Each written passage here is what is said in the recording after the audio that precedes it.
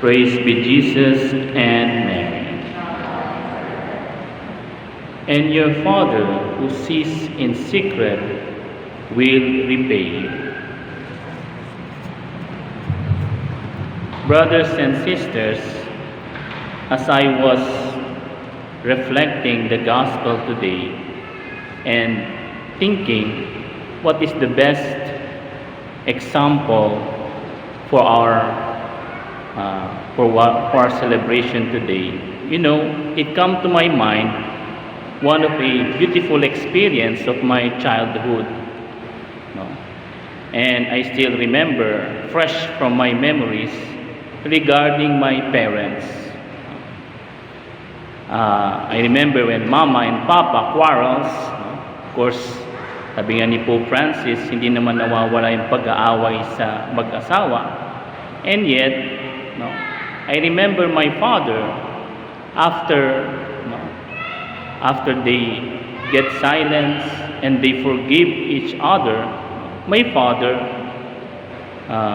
bought pansit with matching pandesal, because he knows that is the favorite of my mother, and he will say, "Bati na tayo, ha?" And my mother, of course, she will smile and accept the pansit with pandesal. And it is a beautiful image, and in some way, it connotes or it shows analogously, as St. Thomas said, with regards to Lent. God forgives us. There's no doubt about it. He loves us. He wants us to really experience His mercy. And yet, why is it that we fast, we abstain, and open and close parenthesis, fasting is from 18 years old to 60 years old, and abstinence is from age 14 until death. So you are not exempted when you started already abstinence. Close parenthesis. But have you ever wondered why we do these things? And even the gospel today is talking about the prayer, almsgiving. I see this fasting, this abstinence on the gesture of my father towards my mother. My mother already forgive him, for what happened to both of them. And yet, because my father loves my mother, he is not content of only receiving forgiveness. He wants to show that he really is sad and sorrowful for having hurt the feelings of my mother. Di po ba? Pag mahal mo yung isang tao, pag nasaktan mo yung minamahal mong tao, hindi lang sapat na magpatawaran, kundi gusto mo pang ipakita na talagang nagsisisi ka.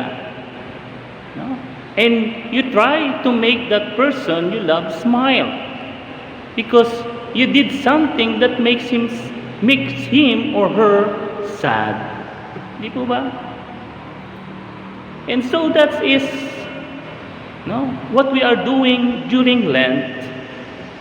It is not that God needed our fasting and abstinence per favore, sabi nga sa Italian, per favore. God does not want, or God does not need our fasting and abstinence in Himself, because God is already perfect.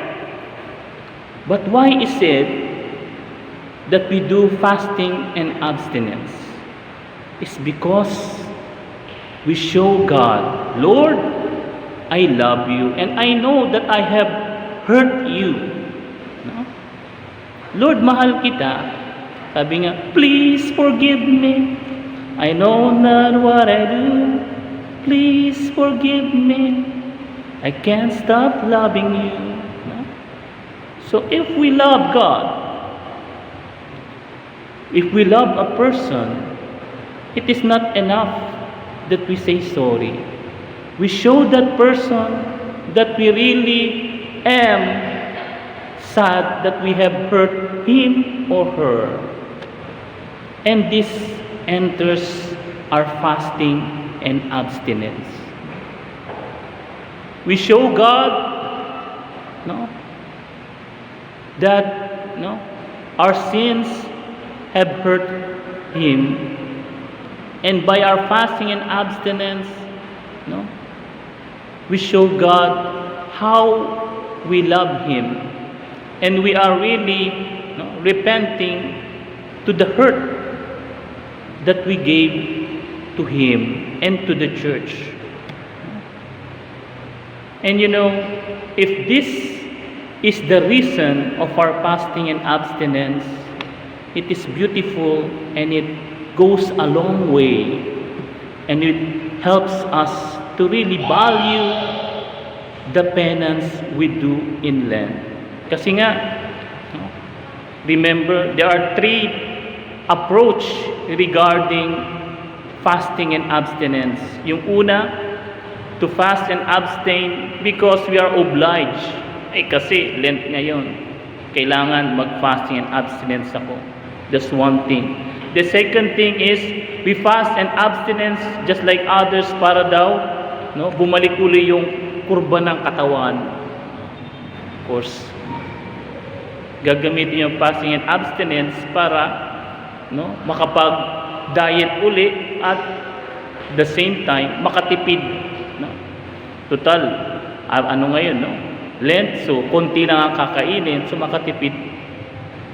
That's selfishness, the second reason. But the third reason, which is the reason that Jesus is telling us in the reading today, is to fast and abstain out of love.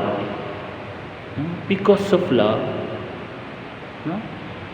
Kasi when we do penance out of love, it is like what the saints are doing. Alam niyo yung mga santo, si Saint Francis, Saint Dominic, Saint Martin de Porres, Saint Peter Alcantara, and so on and so forth. They do not do penance just because to appear perfect or good. No. Saints do penance, they fast, they abstain because they know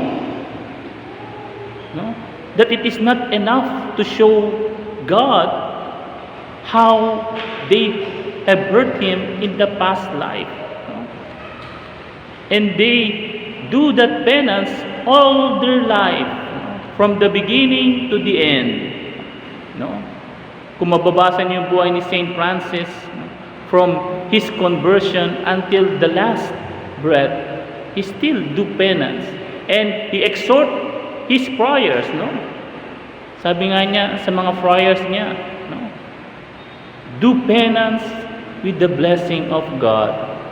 My brothers, do not stop doing penance. And what is remember the word of Our Lady of Lourdes to Saint Bernadette? Penance, penance, penance. That is the message, one of the message of Our Lady of Lourdes to Saint Bernadette. Penance, penance, penance. And we cannot understand penance, we cannot understand abstinence, we cannot understand fasting if we do not understand how it is to love, and how we value the person we love. Kaya nga, hoping as we receive the ashes in our forehead this afternoon, we say, Lord, forgive me, and Lord, I love you. That's the beautiful thing we can say to Him as we receive the ashes in our forehead.